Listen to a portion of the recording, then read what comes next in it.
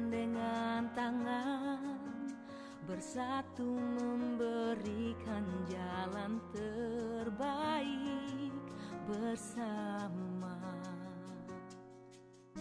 memberi solusi, mencari kekurangan, dan singkirkan janji demi masa depan, mengatasi segala tantangan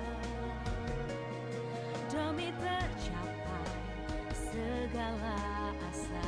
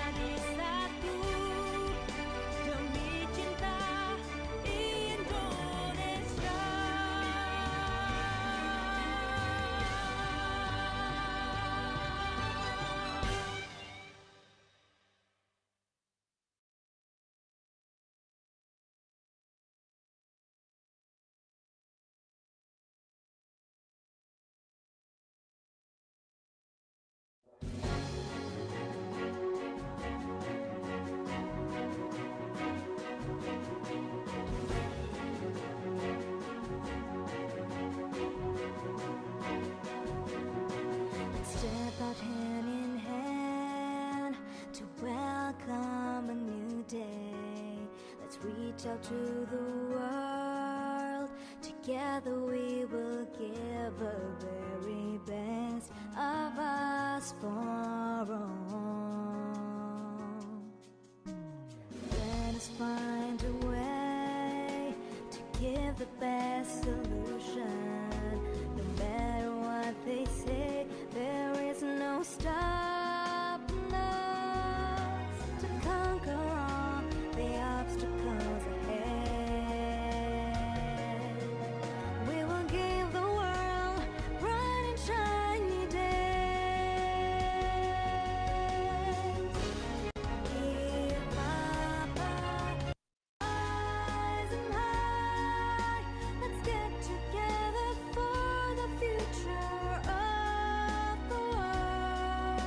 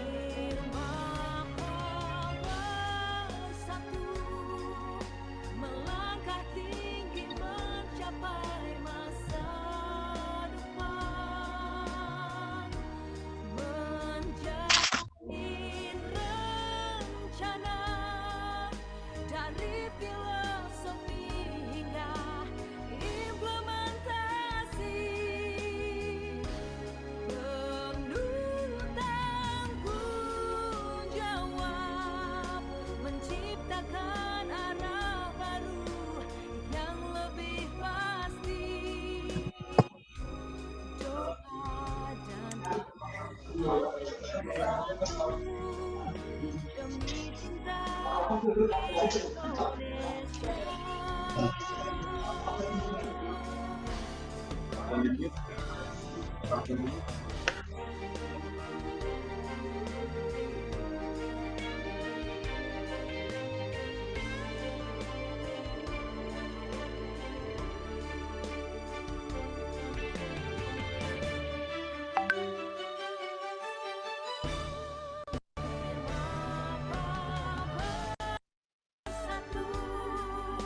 melangkah tinggi mencapai masa depan, menjamin rencana dari filosofi hingga implementasi.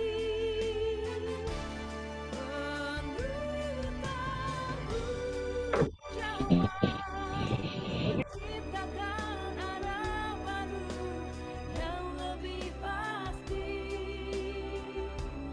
Doa dan harapan jadi satu demi cinta Indonesia. Doa dan harapan jadi satu demi cinta Indonesia.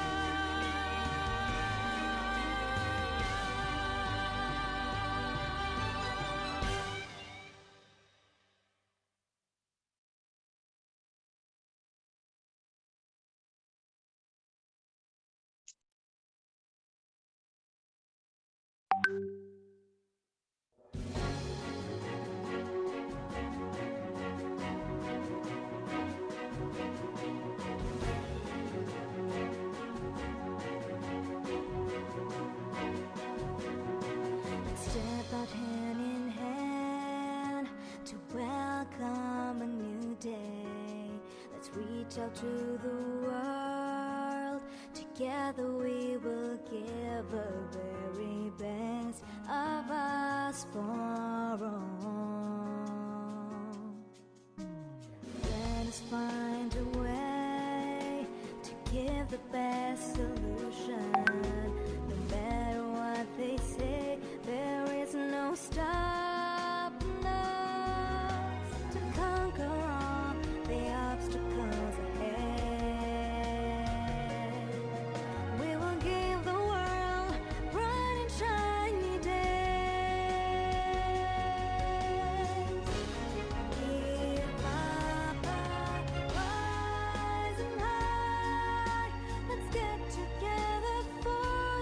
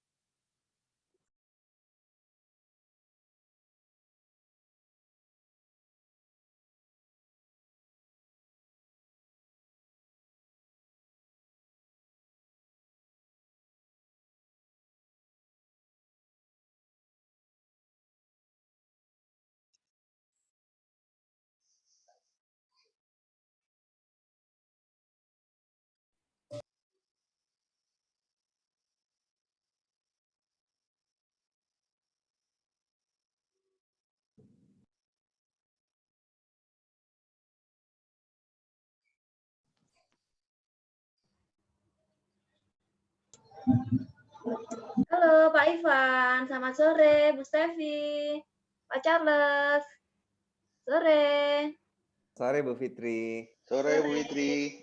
kabar semuanya. Baik, Baik. alhamdulillah Bu.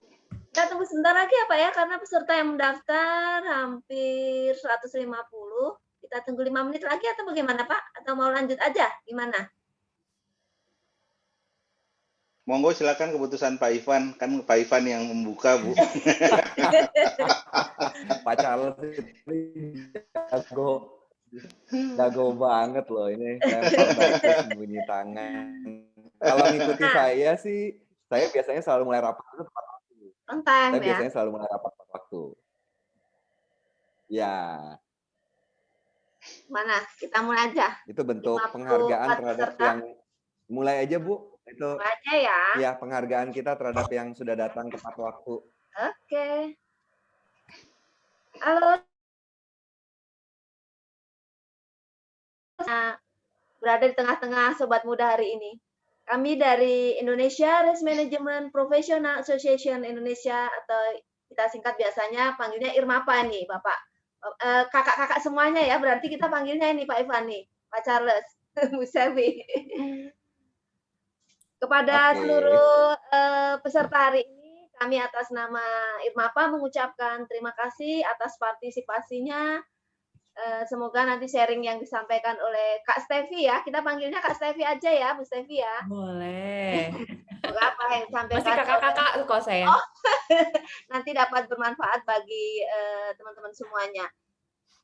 Yang hadir hari ini tuh banyak tuh Kak Stevi itu, Pak Ivan, Pak Charles. Ada Iya. dari Institut Teknologi Bandung, ada dari Universitas Diponegoro, Oke. Universitas Gajah Mada, Universitas Pembangunan Nasional, PPM School of Management, STMA Trisakti, Universitas Muhammadiyah, Universitas Pamulang, Universitas Brawijaya, Universitas Terbuka, Universitas Surabaya, banyak sekali ini Pak.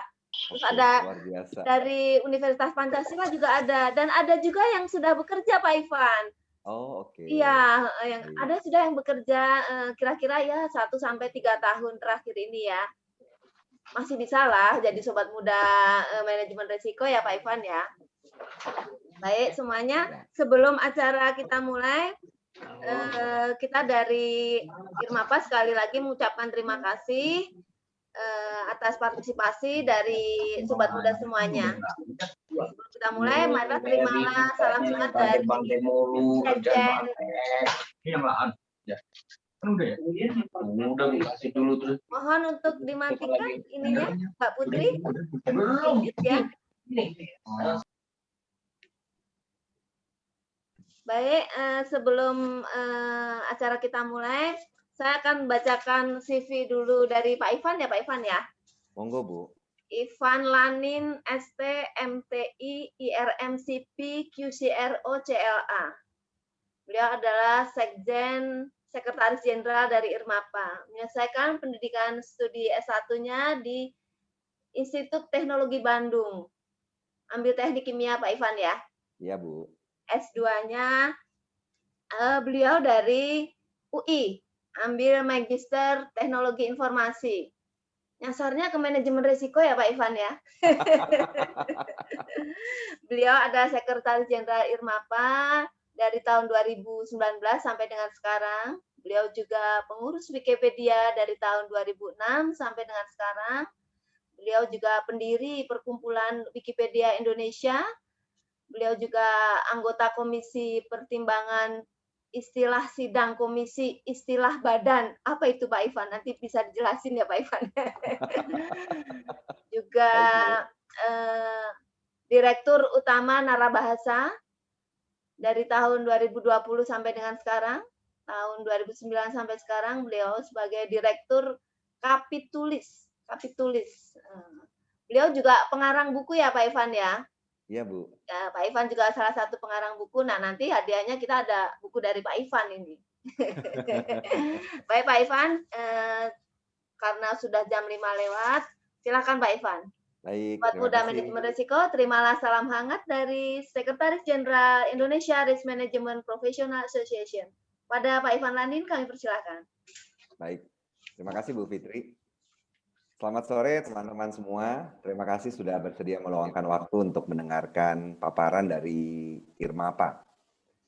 Saya tidak akan bicara yang terlalu teknis ya, itu nanti urusannya Kak Stevi. Saya mungkin ceritakan sedikit pengalaman saya. Tadi kan Bu Fitri sudah menjelaskan, Kak Fitri ya panggilannya. Alah, muda banget ya.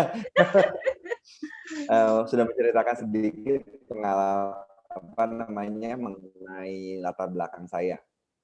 Saya waktu itu mengambil jurusan teknik kimia di ITB sebenarnya kecelakaan. Jadi waktu SMA dulu tuh guru kimia saya pintar sekali untuk mengajar kimia. Hampir semua orang di angkatan saya itu jatuh cinta kepada beliau. Saya itu aliran garis keras. Jadi waduh, saya mau menekuni kimia deh. Akhirnya ketika itu saya daftarlah di ITB. Saya daftar ke teknik kimia. Kampus cadangan saya kan waktu itu harus punya cadangan untuk memilih sekolah. Kampus cadangan saya adalah Akademi Analis Kimia di Bogor. Udah dapat tuh waktu itu, udah bayar uang pangkal. Dan ternyata begitu saya masuk ke teknik kimia ITB, saya merasa tertipu. Entah-entah. Apa yang, ini mana kimianya gitu, kok saya nggak dapat ilmu kimia yang saya pelajari itu cacing-cacing kalkulus itu untuk menghitung termodinamika, untuk menghitung bagaimana aliran fluida di dalam pipa. Ternyata yang namanya teknik kimia itu kerjaannya adalah bikin pabrik kimia, bukan ngurusin pencampuran zat-zat kimia. Jadi saya itu termasuk orang yang salah jurusan. Sudah salah jurusan, begitu saya lulus, saya juga ternyata tidak menggeluti bidang yang saya pelajari. Saya kemudian begitu lulus, saya menjadi pemrogram komputer. Setelah berjalannya waktu, tahun 2007, itu saya berkenalan dengan ilmu manajemen risiko. Ketika itu saya satu kantor nih dengan Pak Charles, yang sekarang menjadi ketua Irmapa.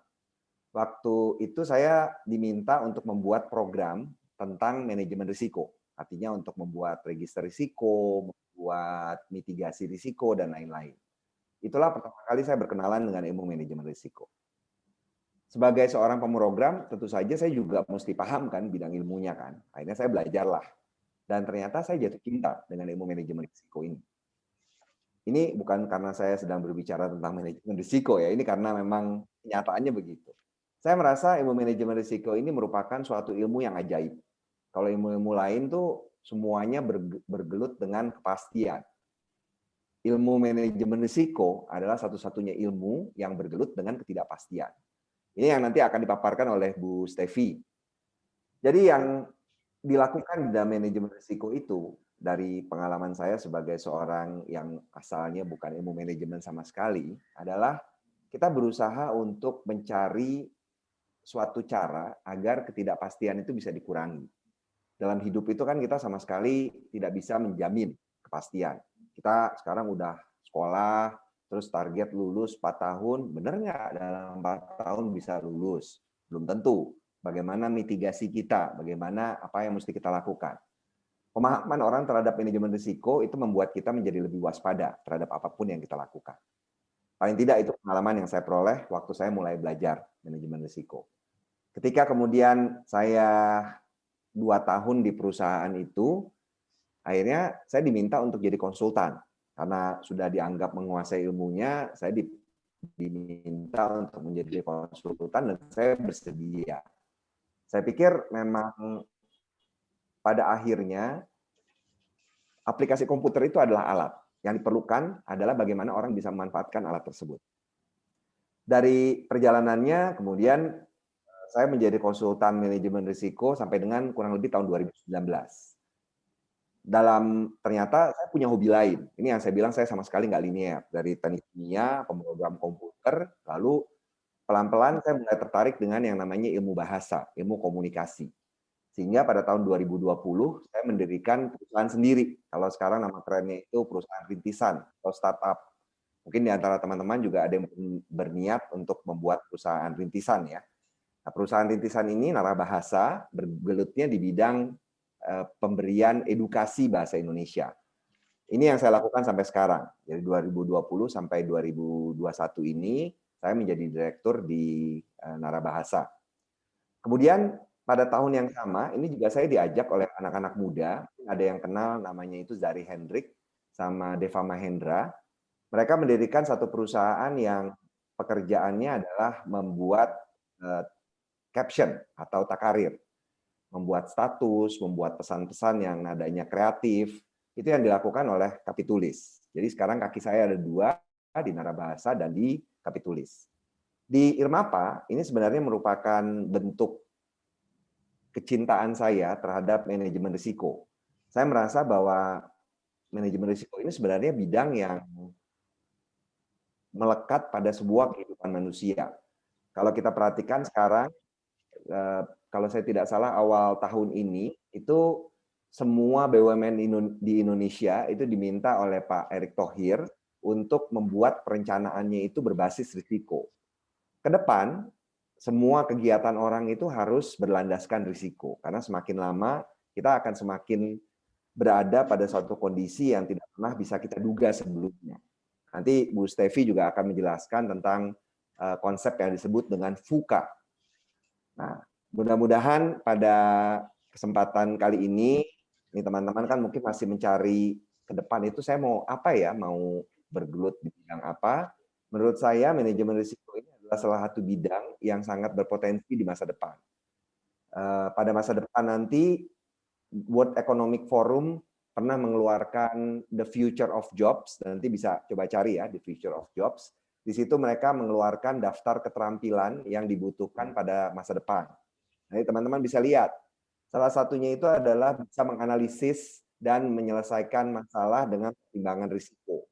Nah, ini yang sebenarnya menjadi kunci kenapa pada masa depan ini manajemen risiko menjadi sesuatu yang tetap dibutuhkan oleh semua orang. Mungkin saya dongengnya itu aja kali ya Bu Fitri ya.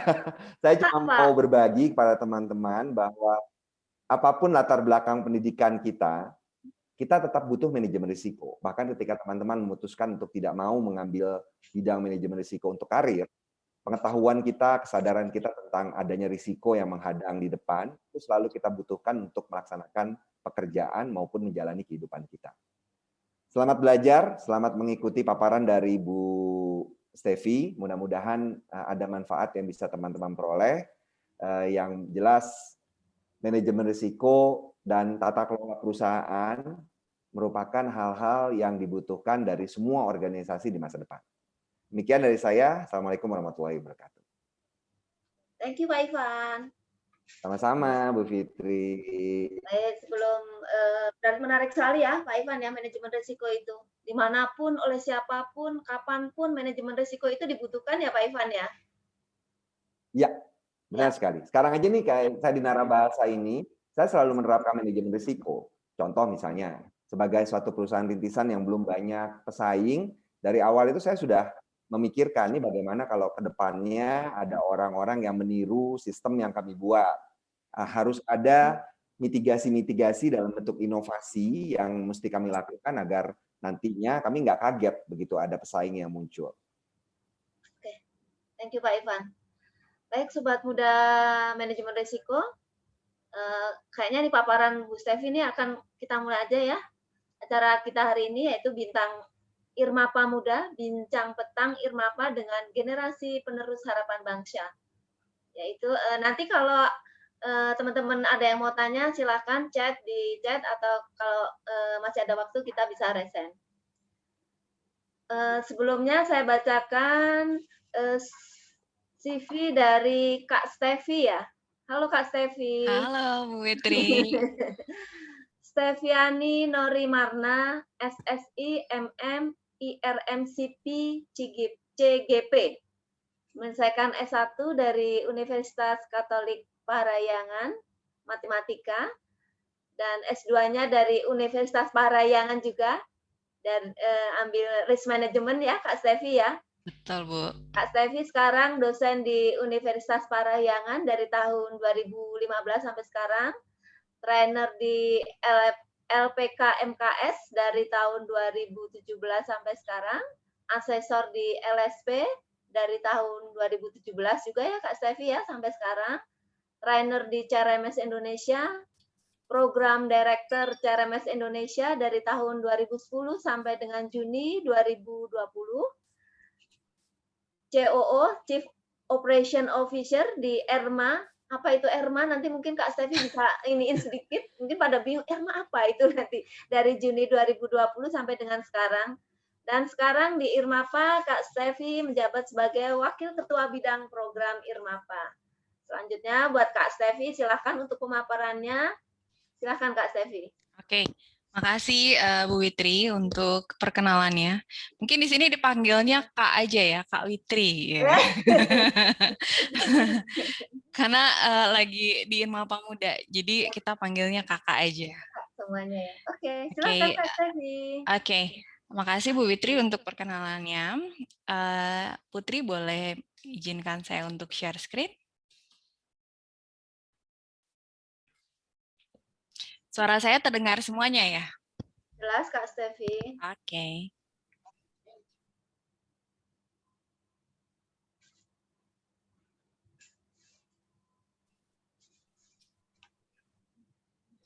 Sudah bisa, Bu Sih? Coba dicoba. Masih belum?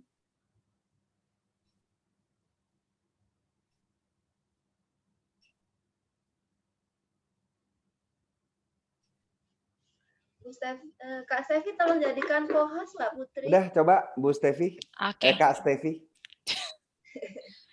Jadi makin ini ya. Makin muda. Saya sih nggak mengasah kesulitan manggil Kak Stefi. Kalau saya sulit ya Pak Ivan ya. Maaf ya Bu.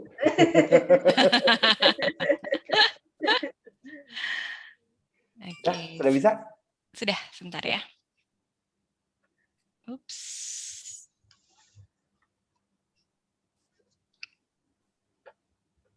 Ini sudah terlihat? Sudah. Sudah Kak.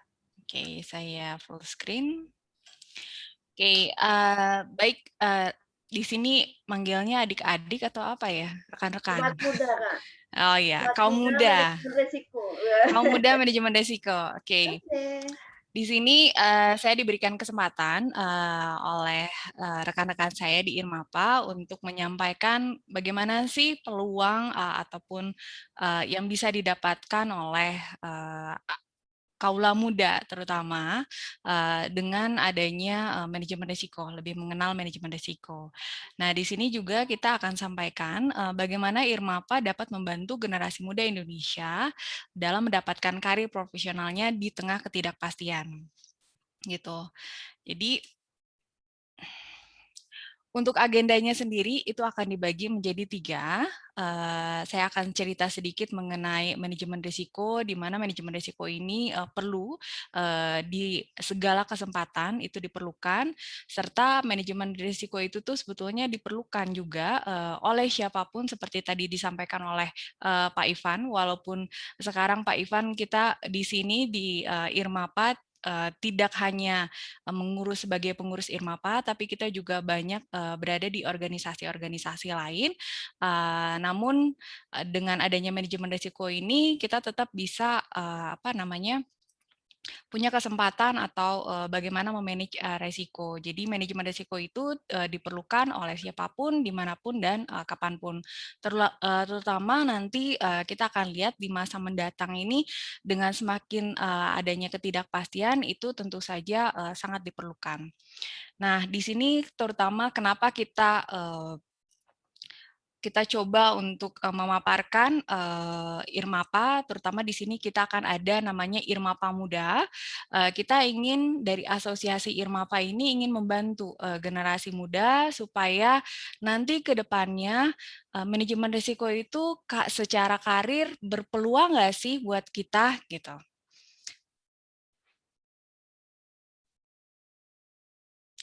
Oke, di sini mungkin ada yang dari rekan-rekan atau kaula muda ada yang sudah tahu manajemen risiko.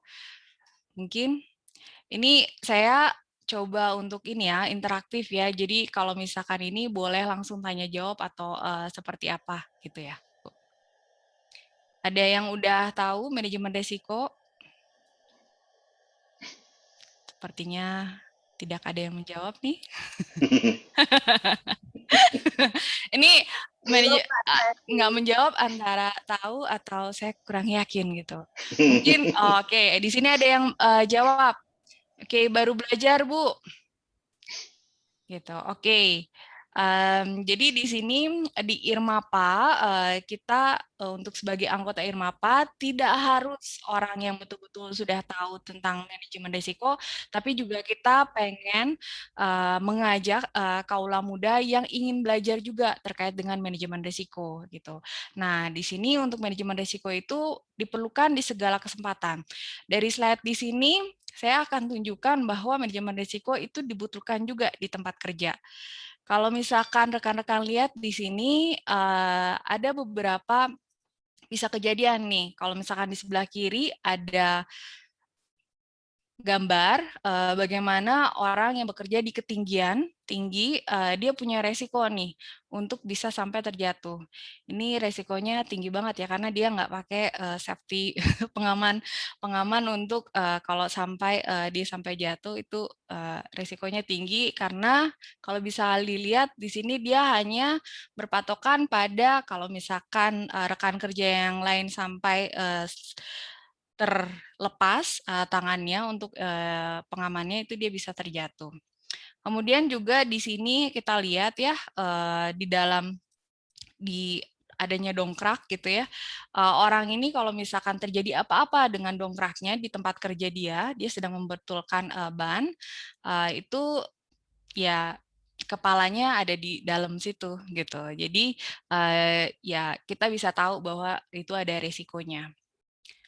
Kemudian selanjutnya juga di jalan nih. Ada yang pernah lihat nih di sini ada yang sering mungkin di sini juga ada kaula muda yang masih muda sering naik motor. Di sini resikonya untuk yang naik motor ini bagi orang pengendara motornya juga beresiko. Kenapa? Satu, dia tidak pakai helm. Dua, orang-orang sekitarnya dengan dia menggunakan motor seperti itu juga beresiko bagi orang-orang sekitarnya. Gitu.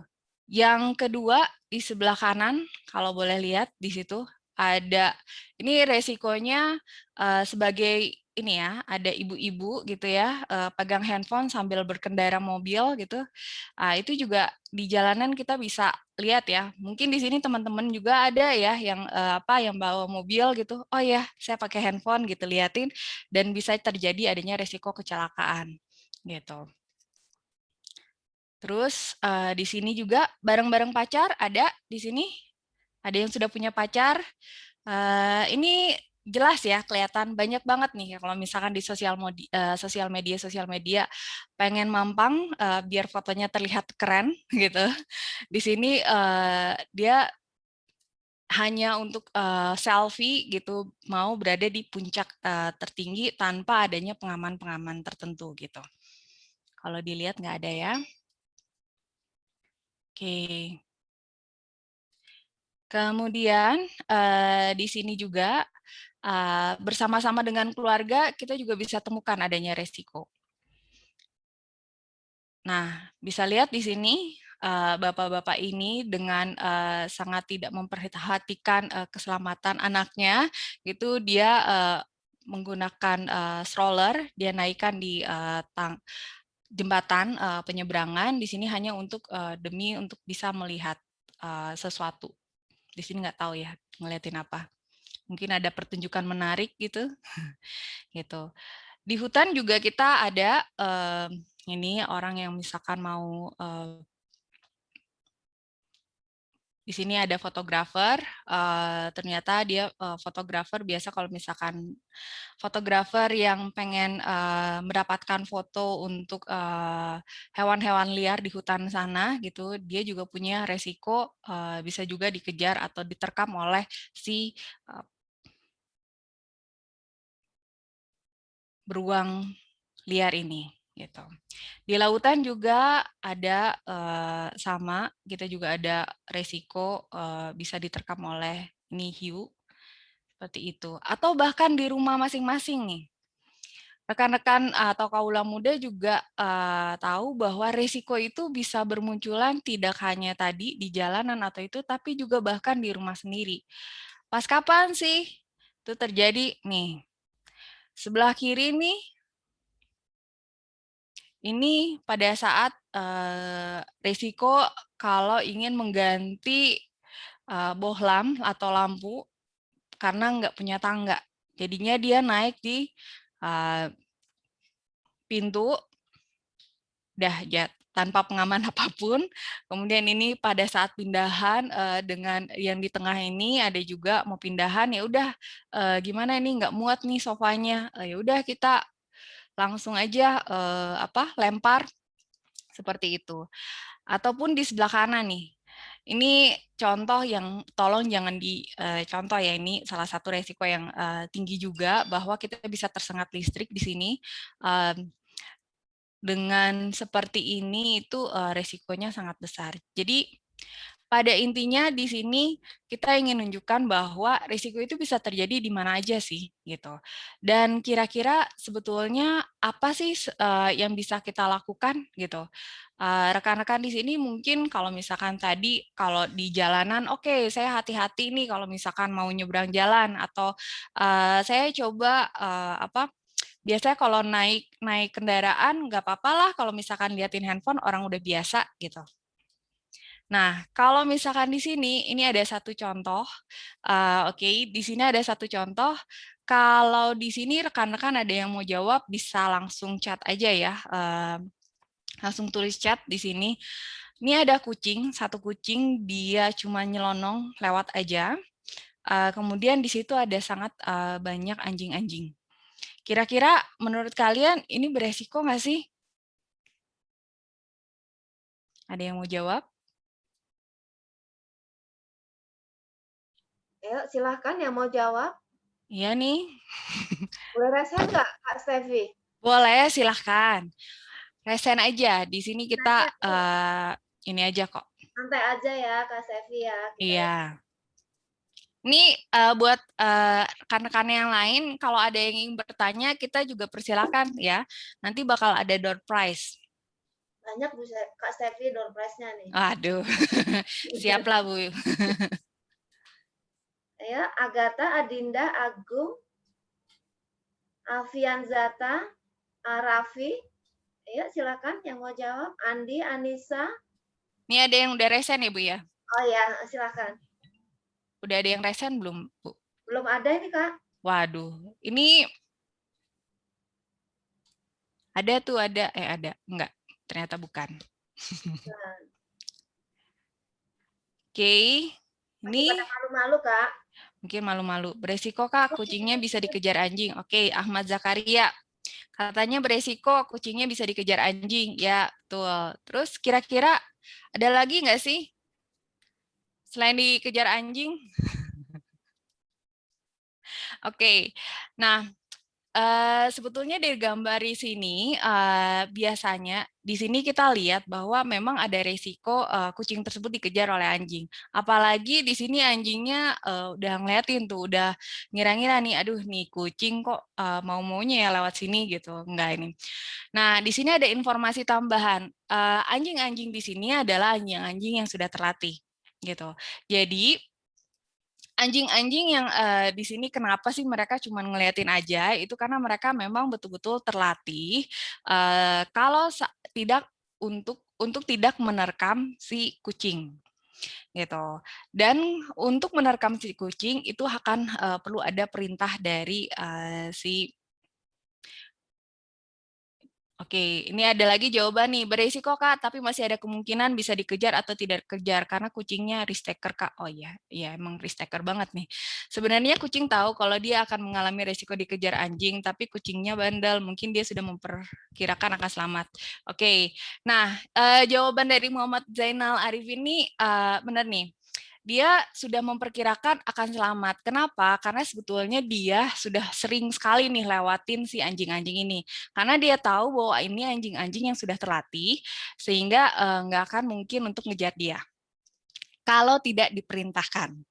Oke, nah Di sini kadang-kadang kita tahu bahwa dengan santainya si kucing ini karena dia udah tahu bahwa dengan dia sudah tahu bahwa si anjing-anjing ini nggak ngejar, dia merasa biasa-biasa aja nih gitu untuk lewatin. Nggak ada sama sekali di sini kalau misalkan kalian lihat juga si kucing itu dengan santainya itu dia ekornya itu ke atas, which is artinya dia itu sangat santai untuk melewati tidak berada dalam kondisi waspada untuk melewati si anjing-anjing ini gitu.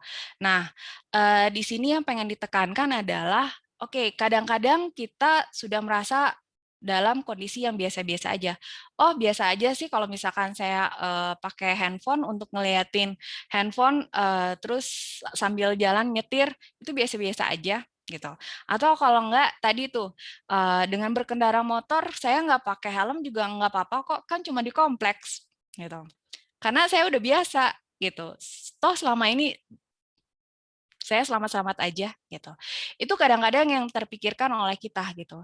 Nah, di sini yang ingin kita tekankan bahwa keadaan yang normal-normal aja atau biasa-biasa aja itu sebetulnya bisa jadi luar biasa. Oke. Jadi kita harus tetap waspada.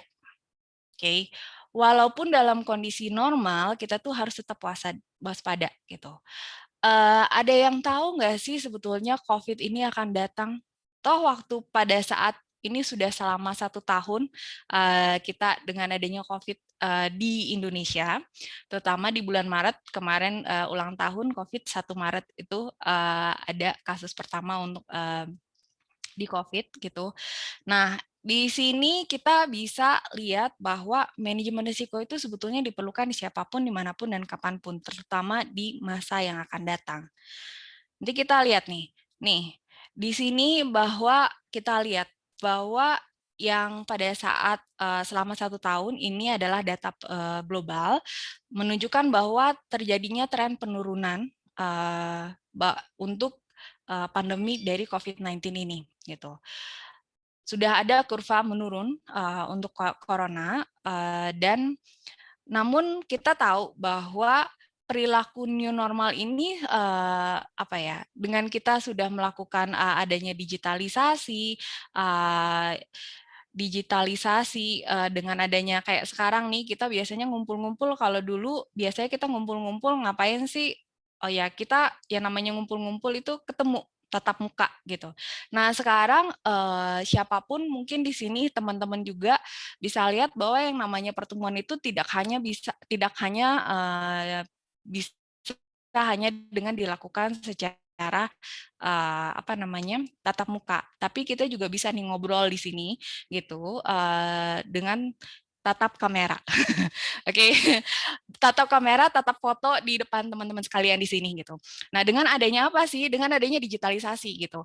Teman-teman di sini semakin dipaksa untuk mencoba menggunakan yang namanya entah ada laptop atau teknologi-teknologi yang ada, makin sering baca berita. Oh ya, saya pengennya seringnya jadinya lihat sosial media kalau baca berita.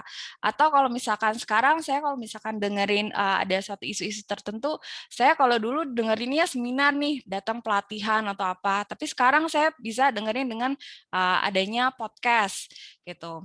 Nah, itu kita sudah melihat bahwa dengan adanya new normal ini diprediksi bahkan akan terus jauh tetap bertahan gitu. Artinya apa?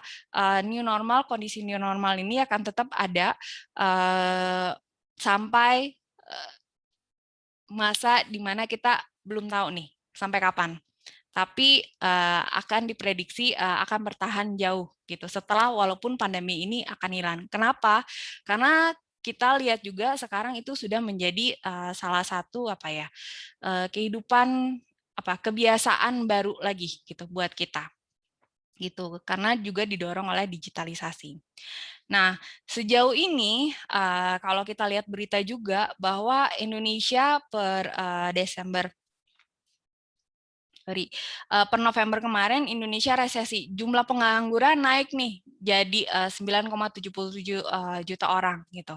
Nah, di sini kita bisa lihat gitu, selama sejauh ini pandemi dari COVID-19 ini, COVID-19 itu yang berlangsung secara global itu telah mematikan banyak bisnis dan perusahaan, serta melemahkan perekonomian banyak negara termasuk di Indonesia juga gitu.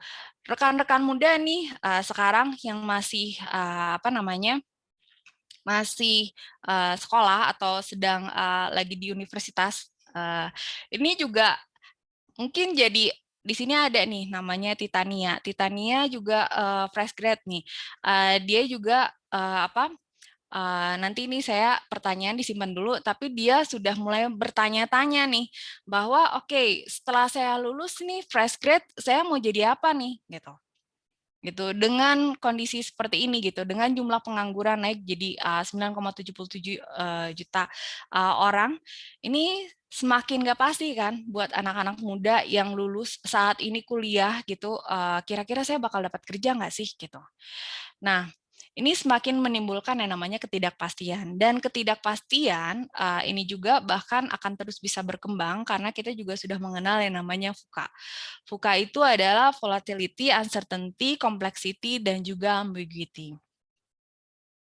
Nah, volatility ini apa sih? Kita tahu bahwa yang namanya perubahan itu akan terus cepat, semakin cepat terjadi gitu.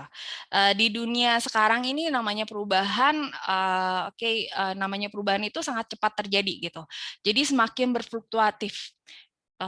Dan memang dibutuhkan analisa-analisa ataupun evaluasi-evaluasi yang semakin cepat gitu.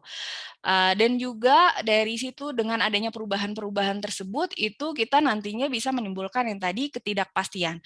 Kita semakin tidak bisa bisa memprediksi kira-kira apa sih yang mungkin terjadi gitu di kemudian hari. Nah, dari ketidakpastian juga itu yang sekarang dengan adanya perubahan, adanya ketidakpastian, itu juga akhirnya menimbulkan yang namanya kompleksitas. Faktor-faktor, jadi kayak misalkan sekarang, oke, kita nanti akan ada yang namanya vaksin COVID nih, tapi kemudian nantinya ada kemarin juga kalau yang dengar berita juga timbul yang namanya oh ya COVID ini mulai ada bermutasi. Nah, itu semakin menimbulkan yang namanya kompleksitas-kompleksitas gitu. Kompleksitas-kompleksitas di mana oh ya faktor-faktor ketidakpastian ini jadi banyak ya gitu. Sehingga situasi yang tadinya kita pikir linear itu akan menjadi semakin kompleks gitu.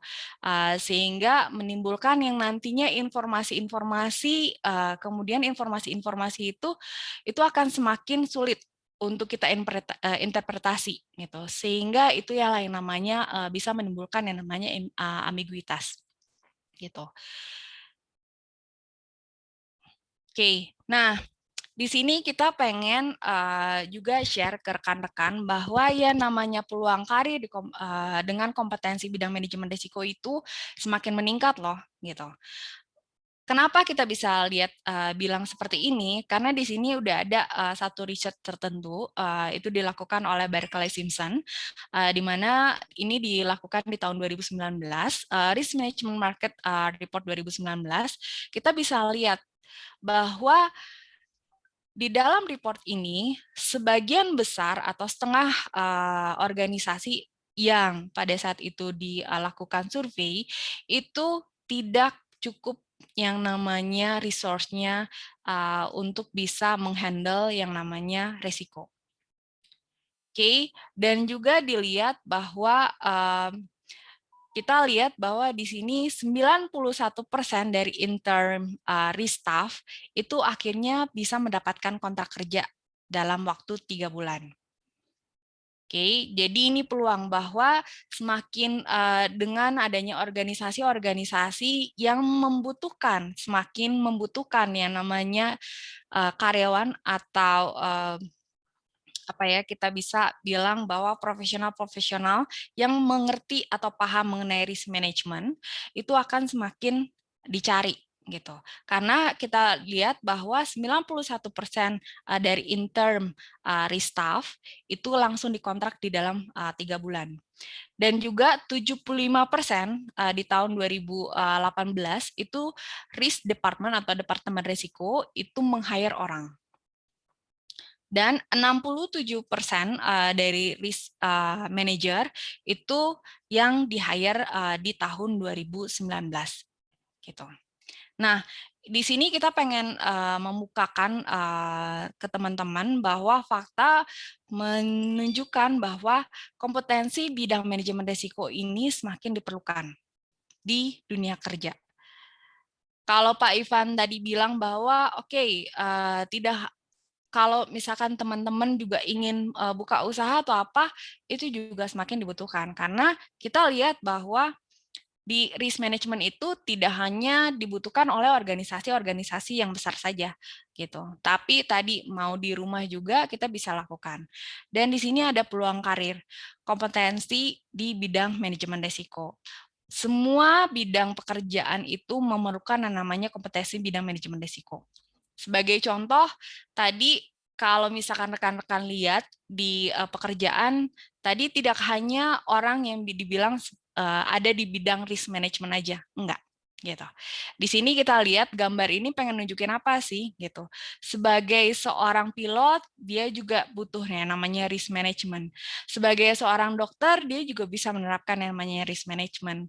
Mau dia sebagai ketua proyek, dia juga membutuhkan yang namanya risk management atau manajemen risiko gitu. Jadi karir di bidang manajemen risiko yang membutuhkan kompetensi di bidang manajemen risiko itu sangat diperlukan. Nah, di sini kita juga pengen mengajak rekan-rekan atau generasi muda, apa sih sebetulnya yang bisa dilakukan IRMAPA dalam membantu generasi muda.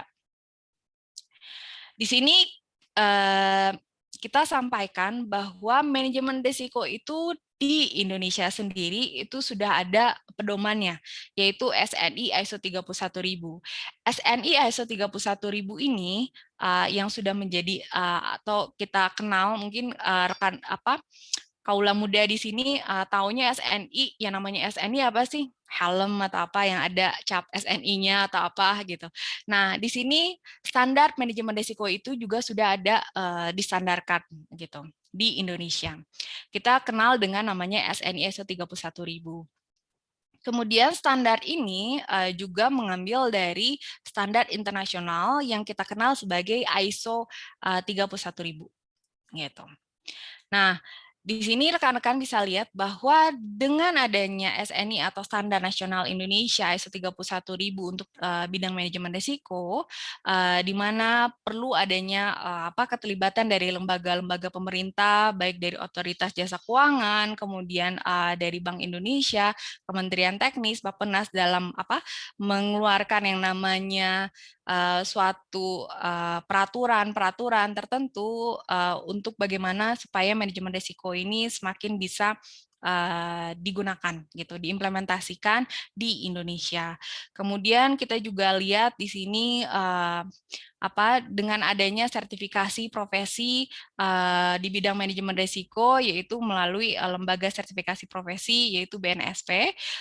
Di situ ada juga lembaga sertifikasi profesinya, itu adalah LSPMKS dan juga beberapa lembaga yang lain untuk yang namanya mensertifikasi orang-orang yang dibilang memiliki, disebut bahwa orang-orang tersebut yang memiliki sertifikasinya itu dibilang kompeten di bidang manajemen risiko gitu. Nah, dan juga di sini ada konsultan, ada lembaga pendidikan, masyarakat pengguna, dan kemudian ada juga yang namanya asosiasi IRMAPA. Asosiasi IRMAPA ini kemudian menjadi connecting dari seluruh dari SNI ISO 31000, kemudian LSP di bidang sertifikasi, dan juga masyarakat pengguna serta lembaga-lembaga yang lainnya. Nanti saya akan jelaskan. Apa sih IRMAPA? Mungkin rekan-rekan ada yang sudah menjadi anggota IRMAPA, ada juga yang belum menjadi anggota IRMAPA. Di sini kita akan sampaikan ringkas. IRMAPA itu didirikan di tahun 2012. atau kita kenal sebagai Indonesia Risk Management Professional Association. Ini merupakan salah satu asosiasi bagi para profesional bidang manajemen risiko dari berbagai sektor dan industri di Indonesia.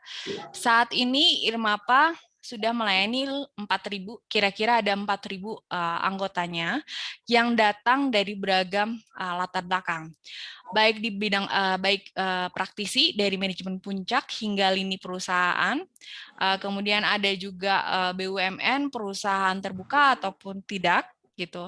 Ada juga pejabat pemerintah, ada juga konsultan, periset atau juga dosen, serta juga yang di sini mungkin teman-teman juga di sini yang sudah menjadi anggota IRMAPA itu adalah mahasiswa.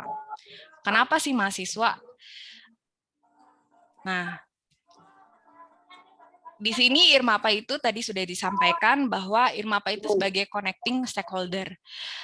Memahami bahwa IRMAPA itu sebagai sentral, di mana kita ingin mendukung namanya penerapan manajemen risiko di Indonesia.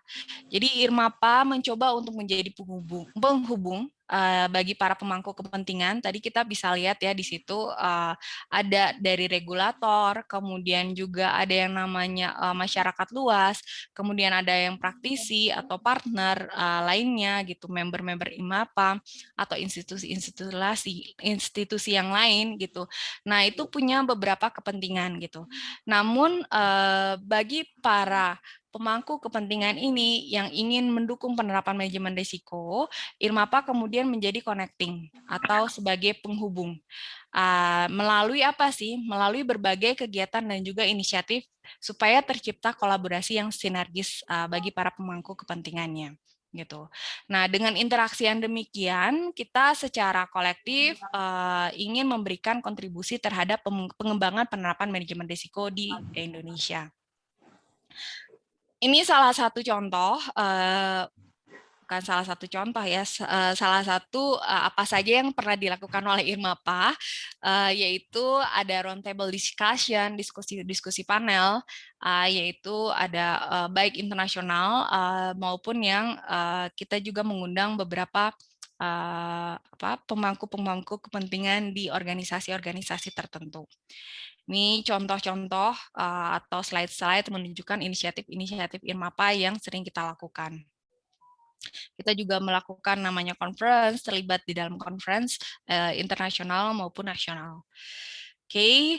Dan juga IRMAPA kemudian juga meluncurkan inisiatifnya adalah meluncurkan kumpulan studi kasus manajemen risiko di Indonesia. Kita juga kemarin mendukung OJK untuk mengeluarkan panduan mencapai model keunggulan governance risk and compliance atau GRC. Kemudian kita juga mengeluarkan yang namanya panduan perencanaan manajemen keberlangsungan usaha terhadap ancaman pandemi COVID-19. Jadi kita juga banyak melakukan penulisan seperti ini gitu. Nah, manfaat IRMAPA bagi penggiat IRMAPA muda. Kenapa sih kita mencoba untuk IRMAPA ini membernya tidak hanya profesional risk management yang sudah punya pengalaman, segudang pengalaman, tapi kita juga pengen mengundang kaula atau anggota muda, mahasiswa terutama, untuk tetap bergabung dalam IRMAPA muda yang punya ketertarikan terkait dengan manajemen risiko. Nah, manfaat dari IRMAPA sebagai penggiat IRMAPA bagi penggiat IRMAPA muda ini apa nih? Yang pertama, kita ingin dengan bergabung sebagai anggota IRMAPA muda, kalian diberikan kesempatan untuk memperluas jejaring pertemanan antar universitas. Karena seperti tadi juga saya panggilnya Mbak Witri ya, oke. Karena yang disampaikan oleh Mbak Witri tadi bahwa yang bergabung di IRMAPA ini itu tidak hanya dari satu universitas saja, tapi kita punya lintas universitas. Ada yang dari ITB, ada yang dari Undip, ada yang UGM. Jadi kalian juga bisa memperluas jejaring pertemanan kalian gitu. Nah, kemudian yang berikutnya, kalau misalkan kalian gabung di IRMAPA Muda, kalian bisa juga mendapatkan yang namanya sertifikat pelatihan atau apresiasi. Ini bisa didapatkan caranya gimana sih? Ini ada yang cek-cek, boleh di mute dulu. Mbak Putri, tolong di mute pesertanya ya. Oke, saya kembali dulu ya. Oke, yang berikutnya manfaat yang bisa didapatkan itu dengan bisa mendapatkan sertifikat pelatihan. Jadi bagi rekan-rekan yang nantinya bergabung di dalam Irmapa Muda, itu nantinya akan diberikan kesempatan kalau misalkan rekan-rekan ada yang kemudian libatkan dalam suatu pelatihan tertentu, tentunya bagi rekan-rekan Irmapa Muda ini bisa mendapatkan yang namanya sertifikat pelatihan. Atau kalau misalkan rekan-rekan ini kemudian dilibatkan dalam di dalam suatu kegiatan-kegiatan yang dilakukan oleh Irmapa dengan juga beberapa koneksi lainnya atau rekanan lainnya, maka bisa juga mendapatkan sertifikat apresiasi. Selain itu juga dengan adanya tentunya rekan-rekan coba dilibatkan lebih jauh dalam suatu pelatihan atau kegiatan-kegiatan yang diselenggarakan oleh Irmapa tadi, mulai dari conference atau misalkan penulisan suatu buku atau panduan tertentu, maka diharapkan para Irmapa Muda ini bisa kemudian memberikan wawasan yang lebih luas lagi tentang manajemen risiko. Nah, tentunya setelah rekan-rekan kemudian bergabung sebagai Irmapa Muda dan juga sudah melewati yang namanya suatu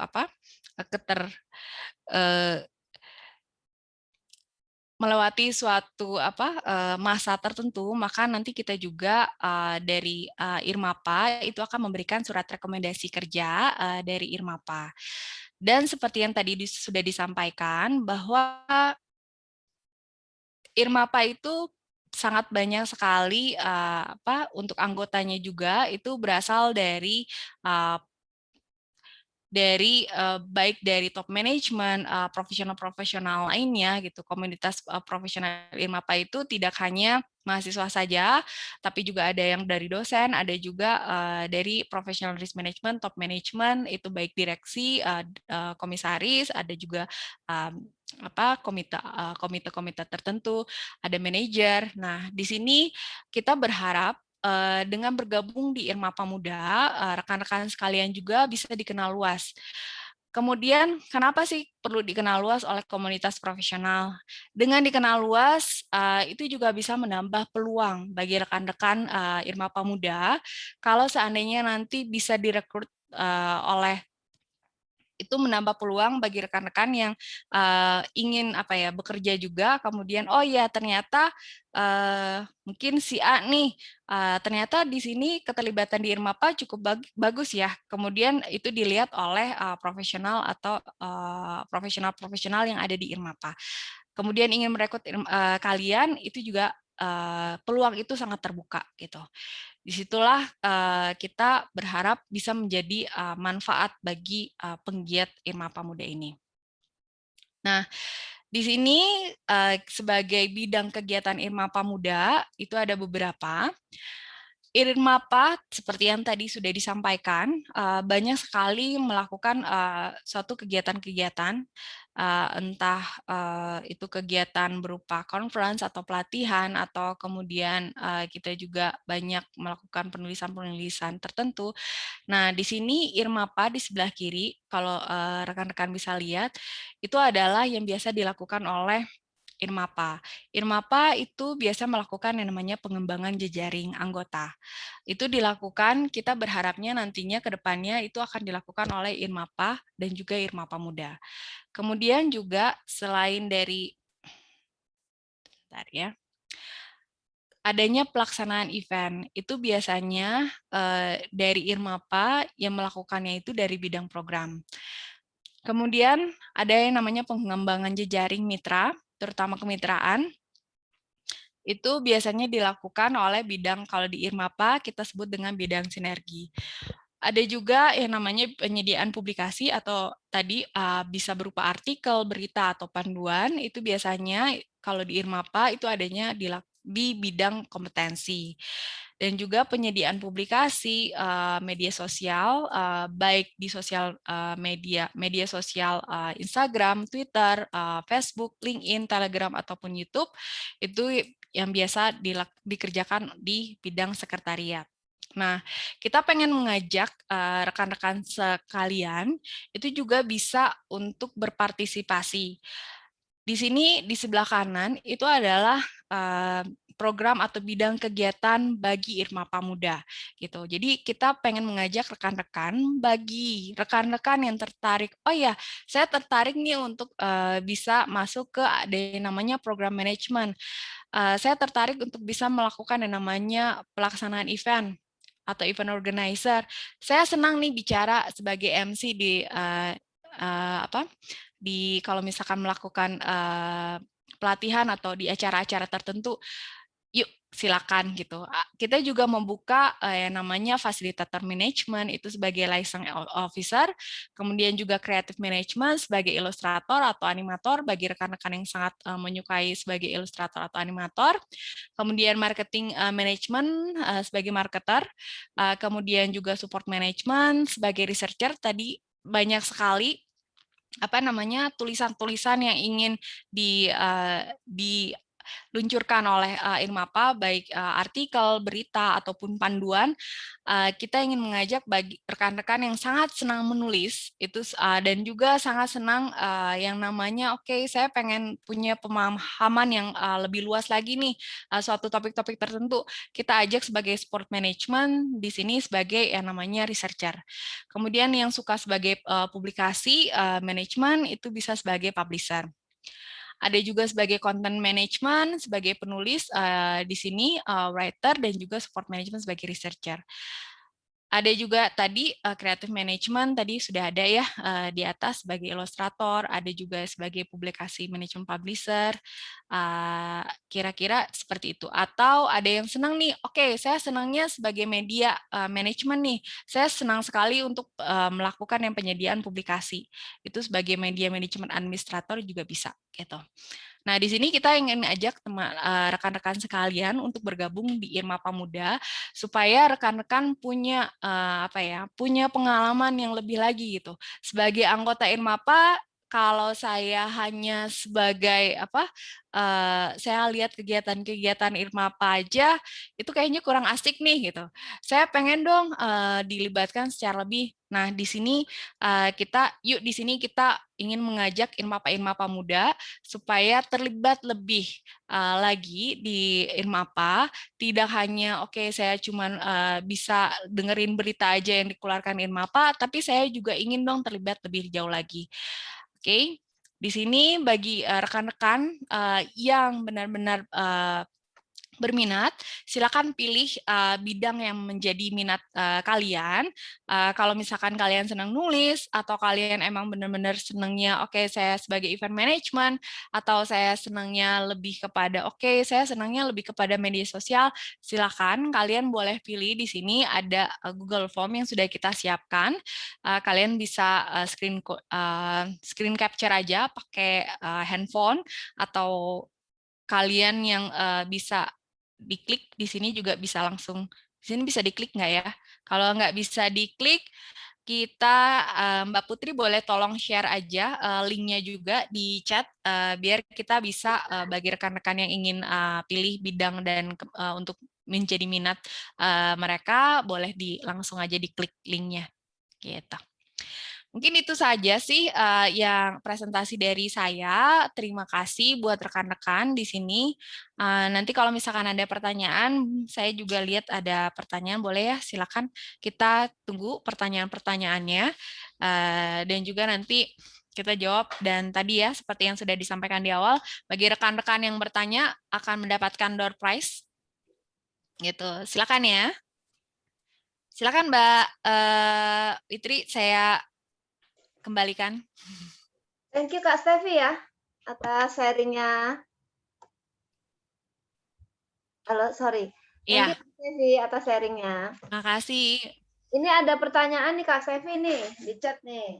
Oke. Dari Rico Alexander. Selamat sore, saya Riko Alexander dari SMA Trisakti jurusan Aktuaria. Mohon izin bertanya, bagaimana prospek manajemen risiko saat menghadapi pandemi ini? Apakah fungsi manajemen risiko sangat maksimal saat menghadapi pandemi ini? Mungkin dengan contoh risiko yang terjadi jika corona terjadi selama 1 tahun atau 2 tahun lagi atau semacamnya. Apakah manajemen risiko ikut menganalisis untuk hal ke depannya? Begitu Kak Stevi. Oke. Kak Stevi gimana nih Kak? Oke, prospek manajemen risiko dalam menghadapi pandemi saat ini, apakah saya jawab satu-satu ya. Apakah fungsi manajemen risiko sangat maksimal saat menghadapi pandemi ini? Jawabannya iya, gitu. Jadi kalau misalkan rekan-rekan di sini Kaula Muda, kita juga dari Irmapa, kalau pengurus Irmapa sendiri itu juga banyak profesional yang duduk di Departemen Manajemen Risiko. Dan pada saat COVID atau Corona ini terjadi, itu akhirnya apa? Yang paling sibuk siapa sih fungsi manajemen risikonya nih? Mereka kemudian mencoba untuk yang namanya memetakan apa sih fungsi-fungsi terutama di proses bisnis organisasi mereka yang bisa berdampak dengan adanya corona ini gitu. Dan di saat itu juga lah kemudian kita mencoba yang namanya resiko itu kan kita lihat ya. Kita coba memetakan fungsi bisnis proses mana yang kemudian kritikal, itu mana saja yang kritikal, mana yang berdampak karena corona ini, kemudian ketidakpastian yang mungkin terjadi dengan adanya corona ini seperti apa, itu kemudian dipetakan oleh tidak hanya fungsi manajemen atau departemen manajemen risiko, tapi juga melibatkan yang namanya departemen-departemen lainnya yang terutama di proses yang kritikal tersebut tadi gitu. Jadi kalau jawabannya apakah fungsi manajemen risiko itu sangat maksimal dibutuhkan, ya betul gitu. Oke Kak Stevi ya. Jadi masa pandemi ini justru orang manajemen risiko yang kerjanya laku ya.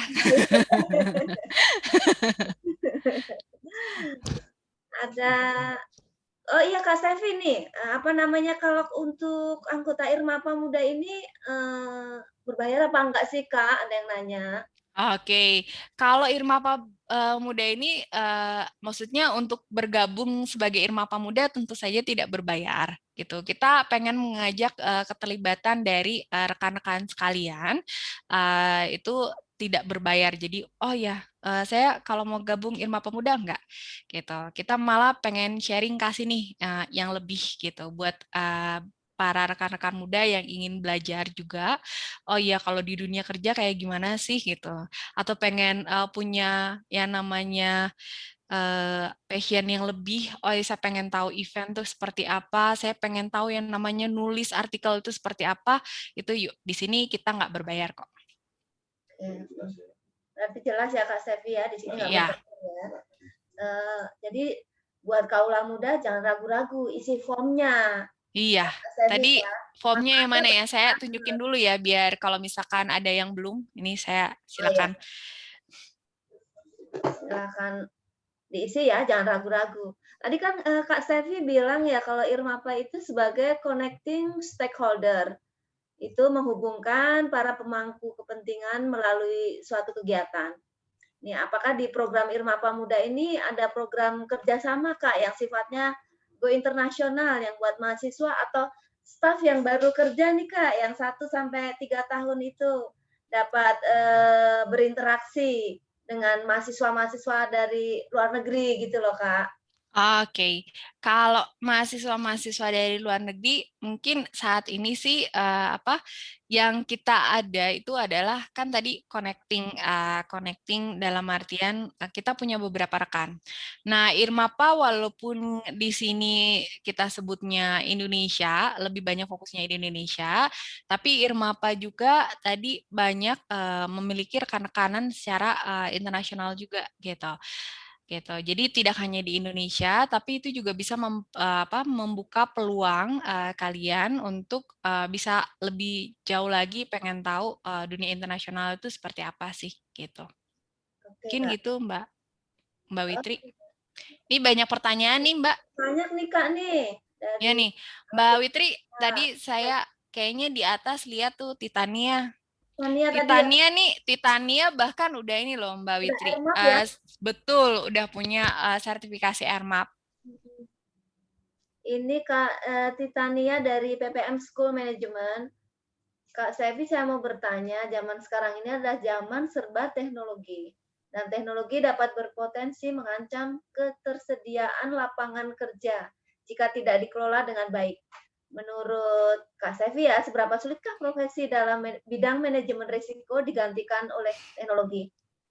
Oke. Bidang manajemen risiko digantikan oleh teknologi. Gini, mungkin bagi rekan-rekan atau Titania, karena Titania juga sudah mengambil yang namanya Airmap ya. Ini saya masuk sedikit nih. Manajemen risiko itu di setiap organisasi itu juga bisa berbeda. Bahkan nih ya, sifat manajemen risiko yang diperlukan di organisasi, masing-masing organisasi itu sifatnya berbeda-beda gitu. Makanya salah satu prinsip manajemen risiko berbasis ISO 31000 itu manajemen risiko itu harus disesuaikan dengan penggunanya gitu. Nah, kenapa kalau dibilang bahwa manajemen risiko bisa nggak digantikan berpotensi digantikan oleh teknologi? Kalau dalam hal dibantu oleh teknologi, dalam hal misalkan ya mendeteksi sesuatu hal, itu mungkin bisa gitu dalam proses-proses tertentu. Oke, yang namanya mendeteksi suhu, kalau dulu kita pakai termometer, terus ternyata butuh orang yang ngasih termometer, tapi kemudian jadinya nggak harus menggunakan termometer, tapi misalkan langsung aja. Sekarang juga kan banyak sekali ya di luar sana teknologi yang namanya langsung ada di screening gitu, kita udah tahu suhunya gitu. Nah, fungsi-fungsi seperti itu bisa saja bisa digantikan. Tapi untuk pengelolaan manajemen risikonya atau itu tetap membutuhkan orang-orang yang kompeten di bidang manajemen risiko gitu. Maksudnya apa? Manajemen risiko itu bisa juga kita nantinya manajemen risiko ini itu sebagai suatu bidang keilmuan bahwa kita harus berhati-hati bagaimana sih pencapaian tujuan kita sifatnya dinamis gitu. Sifatnya dinamis sehingga fungsi-fungsi kalau misalkan yang tidak teknologi yang sifatnya tidak dinamis itu akan sangat sulit gitu untuk digandingkan, terutama untuk di bidang manajemen risiko. Gitu sih. Mungkin itu sih, makanya kenapa peluang di bidang manajemen risiko ini sangat tinggi gitu. Kalau di sini banyak ya rekan-rekan, oh ya kalau misalkan banyak berita, ini adalah profesi-profesi yang akan tergantikan oleh teknologi gitu. Nah, teknologi misalkan oh yang ngitung-ngitung atau jadi akuntan atau kayak gitu-gitu gampang nih untuk hitung-hitungnya. Ya, tapi untuk di manajemen risiko karena ada beberapa hal yang sifatnya dinamis, bahkan di organisasi juga manajemen risiko itu tidak yang perlu disesuaikan dengan organisasi masing-masing. Bahkan kayak bank tertentu aja punya manajemen risiko yang biasanya nanti akan berbeda gitu, walaupun dia sama-sama bank gitu. Oke. Gitu sih kira-kira. kira-kira. Airmap itu apa ya Kak ya? Mungkin bisa diituin. Oke, kalau Airmap ini salah satu juga sertifikasi yang dikeluarkan oleh IRM Academy. Jadi ini LSPMKS di sini kalau misalkan rekan-rekan lihat bahwa IRMAPA itu mengendorse yang namanya suatu surat SKK. Saya jadi agak sedikit lupa, Pak Charles boleh bantu? Saya jadi agak sedikit lupa nih. SKK itu kepanjangan dari apa ya, Pak? Standar kompetensi khusus. Nah, betul. Ini gara-gara banyak yang ada, saya jadi lupa. Oh ya, standar kompetensi khusus dikeluarkan oleh Irmapa, kemudian itu digunakan oleh Lembaga Sertifikasi Profesi MKS. Nah, itu berbasis ISO 31000. Nah, kemudian LSPMKS juga biasanya memang punya apa ya? Kita punya rekanan dengan pihak-pihak internasional. Untuk ERMA ini adalah sertifikasi untuk bagi orang-orang yang baru belajar terkait dengan risk management, itu juga bisa mendapatkan yang RMAP. Kalau di LSPMKS ada QRMO atau juga QRMA, tergantung dari unit kompetensi yang dimiliki. Buat rekan-rekan yang muda yang sudah pemegang sertifikasi, misalkan itu bisa ngambil yang kalau di LSPMKS itu QRMO. Oke. Gitu. Ini masih banyak pertanyaan nih Kak Stevi nih. Udah jam 6:15 lagi, kayaknya masih semangat semua nih Kak Stevi ini. Masih on fire ya? On fire semua ini. Lanjut ya Kak Stevi ya. Silakan. Alfian Zata nih. Selamat sore Kak, saya Alfian Zata dari SMA Trisakti jurusan manajemen risiko. Pas banget nih kayaknya manajemen risiko nih Kak. Iya. Bertanya, apakah ada mungkin nanti ke depannya di setiap jenis perusahaan apapun diwajibkan adanya tenaga manajemen risiko? Kayak seperti aktuaria kayak gitu loh Kak. Oke, di sini tadi sudah disampaikan ya oleh Pak. Tadi waktu pada saat Pak Ivan bicara di awal, itu sekarang organisasi atau pemerintah sudah mulai mewajibkan di organisasinya untuk terutama misalkan di direksi, di level direksi, kemudian juga komisaris, itu mereka harus namanya punya sertifikat atau sertifikasi bidang manajemen risiko. Jadi dengan hal tersebut itu menunjukkan bahwa perusahaan-perusahaan itu semakin ingin mendorong setiap insan di organisasinya itu supaya bisa paham terkait dengan manajemen risiko. Itu tidak hanya kalau misalkan kita lihat di organisasi-organisasi juga perusahaan-perusahaan yang ada itu banyak sekali, tidak hanya mungkin sekarang yang lagi dalam pemantauan itu OJK banyak mengeluarkan peraturan-peraturan untuk bisa tenaga semakin banyak di organisasi untuk wajib ada tenaga manajemen risiko ada gitu. Kayak di OJK di perbankan pasti tentu ada, asuransi juga sudah mulai ya Bu Witri. Ya. Kemudian di pasar modal juga untuk keuangan-keuangan sudah mulai. Kemudian yang tidak kurang lagi di beberapa organisasi BUMN juga sudah ada peraturannya bahwa mereka memang sudah di BUMN itu sudah wajib untuk sudah wajib untuk menerapkan manajemen risiko, sehingga memang dibutuhkan tenaga manajemen risiko atau seperti itu. Kira-kira Mbak Witri. Masih ada nih Kak nih dari Rivo Biva. Selamat sore. Saya Rivo dari STMA. Bagaimana pandangan Kakak terhadap risiko cyber yang sangat mungkin terjadi, terutama dengan data tanda tangan atau data perjanjian yang sangat mudah dipalsukan? Apakah pemerintah menerbitkan standarnya dalam hal ini? Itu pertama itu Kak. Yang kedua dari Firda Kirana. Bagaimanakah Irmapa mendefinisikan risk management profesional? Mengingat di Indonesia pekerjaan manajemen risiko setahu saya baru ada bagian dan divisinya di perusahaan. Beda dengan di akuntan atau lawyer. Terima kasih. Oke. Ini buat pertanyaan dari Rivo. Risiko cyber ini makanya memang salah satu risiko yang sudah mulai berkembang. Nanti mungkin bisa Pak Ivan ataupun Pak Charles kalau pengen menambahkan silakan ya. Gitu. Ntar mulut saya berbusa nih di sini. Oke. Monggo silakan ya kalau misalkan mau ditambahkan. Pandangan saya mengenai risiko cyber ini semakin dengan dengan adanya digitalisasi seperti itu semakin berkembang. Makanya kalau misalkan kita lihat data perkembangan-perkembangan yang ada saat ini, risiko yang semakin lama semakin meningkat itu salah satunya adalah risiko cyber atau risiko cyber ini gitu.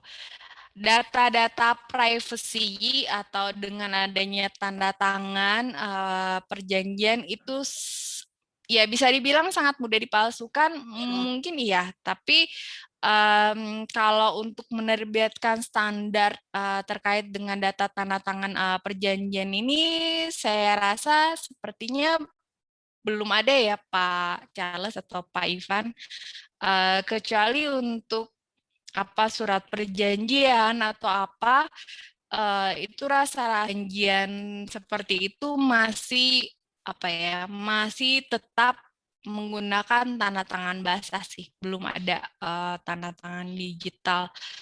Kecuali kalau di asuransi mungkin sudah ada kayak misalkan untuk polis atau itu udah bisa ya. Tapi rasanya boleh ditambahkan Pak Charles atau Pak Ivan kalau punya Ivan.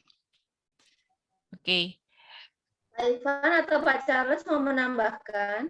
Kalau setahu saya kalau untuk standar keamanan informasi itu kita selalu menggunakan ISO 27001. Terutama untuk keamanan siber itu berlakunya internasional, jadi bukan hanya di Indonesia. Dan memang risiko siber ini sekarang sudah menjadi, kalau saya tidak salah sejak tahun 2018 deh, itu sudah dianggap sebagai salah satu risiko yang paling besar saat ini. Mengenai aturan dari pemerintah Indonesia sendiri, setahu saya belum ada. Kita gunakan ISO 27001.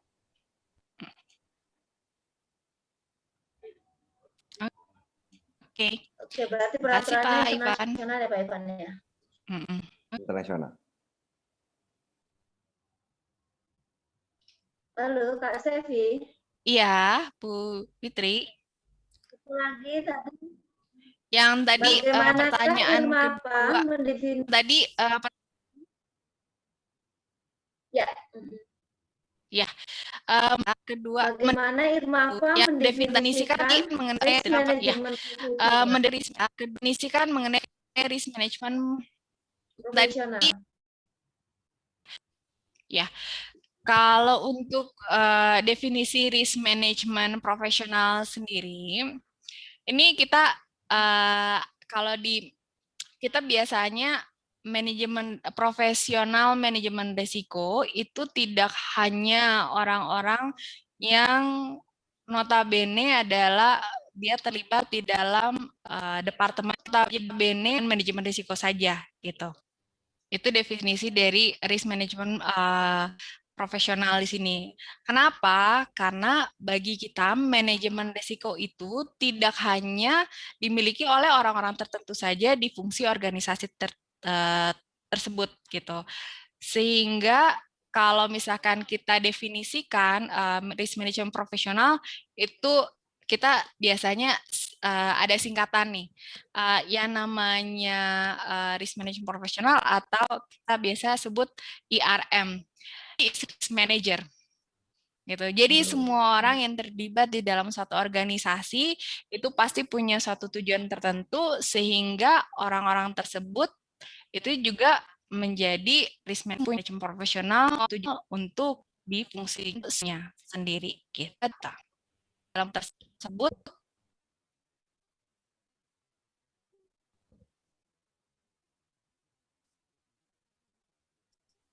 Ya, kaulah muda, ada yang mau ditanyakan lagi? Jangan lupa ya pilih bidang yang menjadi minatmu.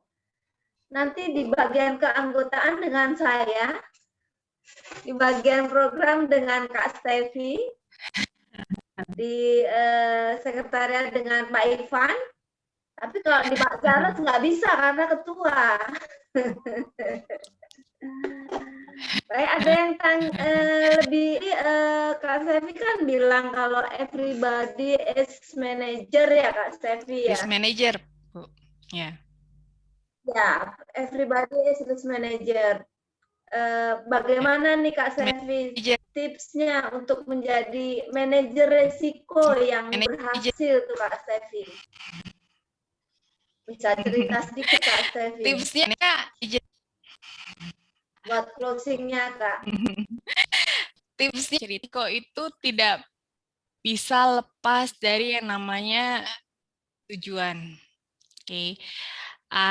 Kalau misalkan di rekan-rekan di sini punya suatu tujuan, baik itu di keseharian ya atau misalkan kita harus di bidang pekerjaannya, tetapkan dulu tujuannya itu mau apa nih, gitu. Masih mulailah namanya yang identifikasi resiko, supaya kita juga tadi kalau kita lihat ya, tadi ada satu kucing tadi dia lewat gitu aja karena mungkin dia melihat bahwa oh ya selama ini saya nggak kenapa-napa kok kalau misalkan lewatin si anjing ini tanpa perlu waspada. Nah biasanya sebagai risk manager itu supaya lebih efektif kita perlu yang namanya apa ya semakin menimbulkan tingkat kewaspadaan kita supaya kita semakin bisa lebih berhati-hati, kita bisa mencoba melihat mengumpulkan informasi-informasi sekitar kita supaya gimana sih caranya untuk mencapai tujuan kita gitu. Supaya kita tetap waspada lah, Bu. Gitu. Oke, Kak Sevi. Baik, Kaula Muda masih ada yang mau ditanyakan sebelum kita closing karena nggak terasa kita sudah 1,5 jam. Pesertanya masih semuanya ini Kak. Oke, siap. Ada yang masih ditanyakan? Jangan lupa ya isi ininya, bidang yang menjadi minat kalian. Nanti kita tunggu. Boleh raise hand loh kalau ada yang mau tanya. Satu lagi penanya kalau boleh ya Kak Sevi ya. Boleh, silakan. Kayaknya cukup nih Kak Sevi nih. Nggak ada yang tanya nih.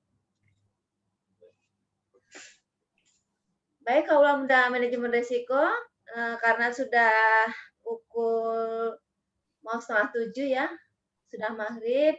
Terima kasih Kak Sevi atas sharingnya. Semoga yang disampaikan oleh Kak Sevi dari Irmapa dapat bermanfaat bagi Kaula Muda semuanya. Untuk closing, kami persilakan Bapak Ketua Irmapa, Bapak Charles Rendervos, untuk memberikan sedikit closing kepada Kaula Muda. Silakan Pak Charles. Giliran saya Bapak ya. Yang lain dipanggil Kak, saya Bapak ya. Saya itu jadi bapaknya anak-anak jadi kesannya. Oke, baik, terima kasih Bu Witri. Sama saya kan? Oh iya jadi ibu. Ini Mbak Witri loh. Iya dari Mbak Witri ya Kak Witri. Untuk closing, Kak Stevi boleh tolong mundur ke dua slide dari slide ini Kak. Yang tadi ada manfaat itu loh. 3 kali ya. Nah ini ya. Jadi ada beberapa hal yang ingin saya sampaikan kepada rekan-rekan Irmapa Muda. Yang pertama adalah ya bahwa semakin ke depan kebutuhan mereka yang memiliki kompetensi manajemen risiko akan semakin besar.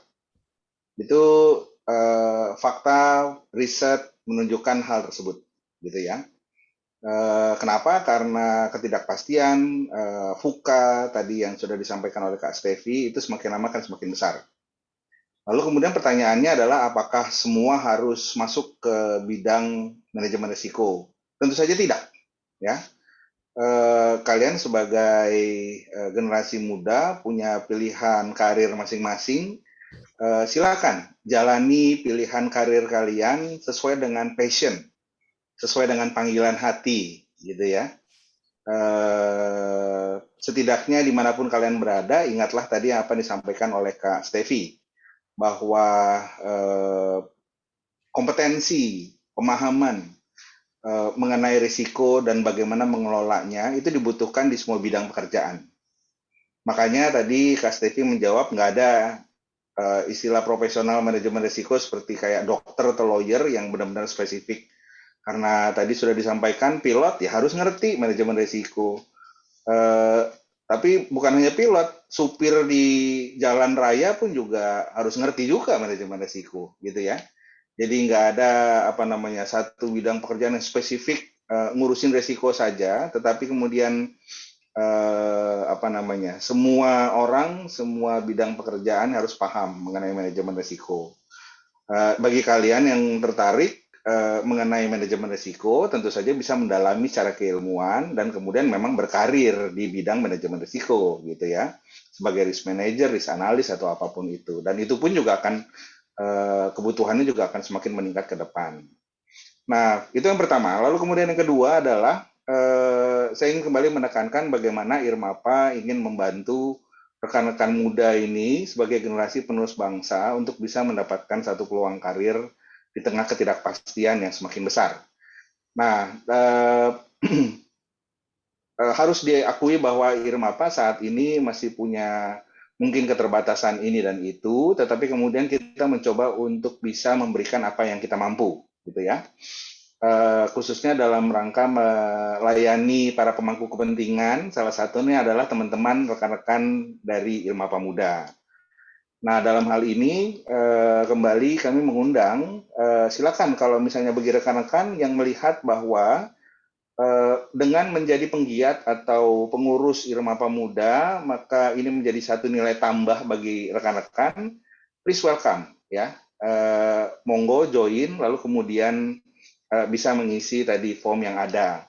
Tapi bagi rekan-rekan juga yang melihat bahwa enggak, ini bukan pilihan saya gitu ya, bahwa ini bukan jalan yang akan saya tempuh gitu ya, nggak apa-apa juga gitu. Kita tidak mewajibkan, mengharuskan semua orang harus jadi risk manager, nggak juga gitu ya.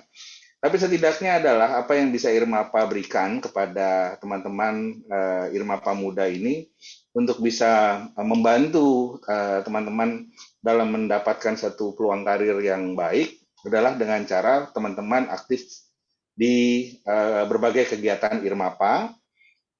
Teman-teman punya kesempatan meluaskan jejaring, bukan hanya teman-teman sesama mahasiswa, tetapi kemudian teman-teman juga bisa dikenal oleh komunitas profesional di IRMAPA. Contoh misalnya teman-teman membantu dalam penulisan publikasi, penulisan panduan, maka nama teman-teman akan ikut dimasukkan ke dalamnya. Sehingga dengan demikian para profesional ketika membaca juga melihat, oh ada si ini toh ikutan, oh ada si itu toh juga ikutan. Kontribusi gitu ya. Dengan sertifikat-sertifikat yang teman-teman bisa ikuti, teman-teman bisa hadir sebagai observer, teman-teman bisa mendapatkan sertifikat yang kira-kira bisa menjadi satu nilai tambah. Begitu juga kalau teman-teman aktif gitu ya, baik itu sebagai, tadi bidang-bidangnya sudah disebutkan oleh Kak Stevi, banyak sekali gitu, masing-masing bisa mengumpulkan sertifikat apresiasi, ini juga menjadi satu hal yang baik. Termasuk juga surat rekomendasi yang akan diberikan oleh IRMAPA ketika rekan-rekan telah menunjukkan keseriusan dan komitmen untuk mendukung segala inisiatif IRMAPA gitu ya. Dan itu yang kedua. Jadi silakan, ini peluang yang kami tawarkan, secara bebas boleh dipilih. Lalu kemudian yang ketiga adalah setidaknya kalau misalnya rekan-rekan memilih untuk aktif sebagai penggiat atau pengurus IRMAPA Muda, maka teman-teman juga akan dibimbing oleh para pengurus IRMAPA yang senior gitu ya. Artinya teman-teman akan mendapatkan hal yang mungkin teman-teman nggak dapatkan di bangku kuliah, teman-teman nggak dapatkan di bangku pekerjaan. Bagaimana dealing berperilaku secara profesional dengan para profesional gitu ya, sehingga dengan demikian teman-teman harapannya ketika nanti mau memasuki dunia kerja, teman-teman sudah terbiasa, sudah mengenal apa yang menjadi tuntutan sebagai seorang profesional dimanapun bidang pekerjaan yang teman-teman nanti akan pilih. Ini saya rasa menjadi satu penutup yang saya sampaikan. Mudah-mudahan apa yang dapat kami sebagai rekan-rekan senior teman-teman semua di IRMAPA itu bisa memberikan satu support agar teman-teman sebagai generasi muda ini bisa kemudian terdukung, terbantu untuk mendapatkan karir yang baik, lalu kemudian secara kolektif tentu saja memberikan kontribusi positif kepada bangsa dan negara ini. Itu yang dapat kami sampaikan gitu ya. Dan terakhir Bu Witri tolong diumumkan siapa yang mendapat door prize gitu. Ya, karena supaya nanti habis itu bisa dikontak oleh Sekretariat IRMAPA. So, terakhir terima kasih kehadiran rekan-rekan. Welcome aboard di IRMAPA sebagai anggota maupun sebagai pengurus IRMAPA Muda. Tetap semangat, tetap kreatif, tetap jaga kesehatan. Itu saja dari saya. Terima kasih Bu Witri. Thank you Pak Charles. Baik, nanti untuk hadiah akan dihubungi oleh sekretariat. Nama-nama yang saya sebutkan nanti bisa ini ya, ingat-ingat nih. Ini ada buku dari Kak Ivan Lanin. Bukunya judulnya apa nih Kak Ivan nih?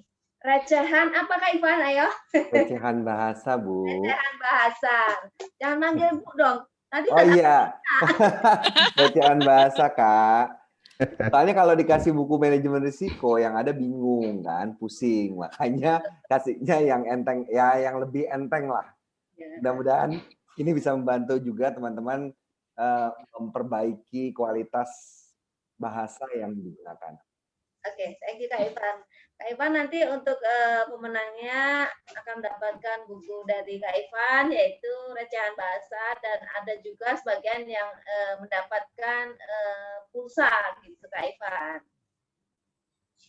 Baik, sekali lagi atas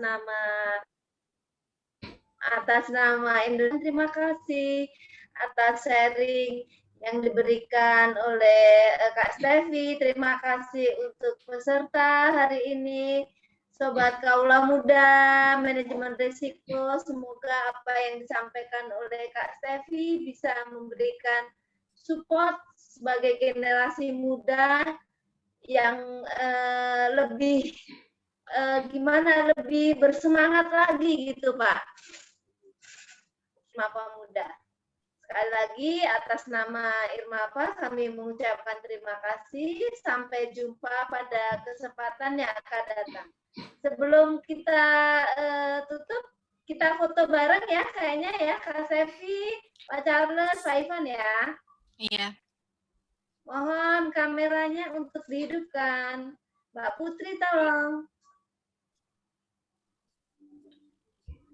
Oh iya, untuk nama Kak Boris Vincentius, Kak Titania, Kak Rio Alexander, Kak Alzata, Kak Ripo Biva, dan Kak Firda Lintang Kirana.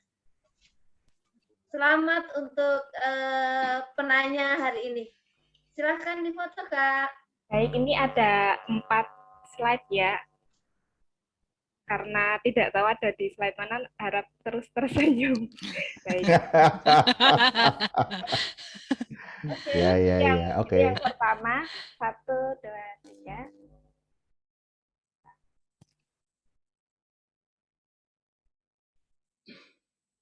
Yang kedua.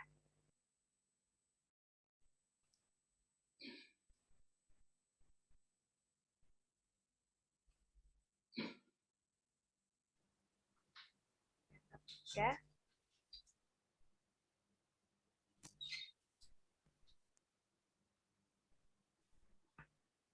Yang keempat. Baik, sudah selesai. Terima kasih. Sampai jumpa pada kesempatan yang akan datang. Thank you. Terima kasih. Sehat-sehat ya. Terima kasih semuanya. Terima kasih semua.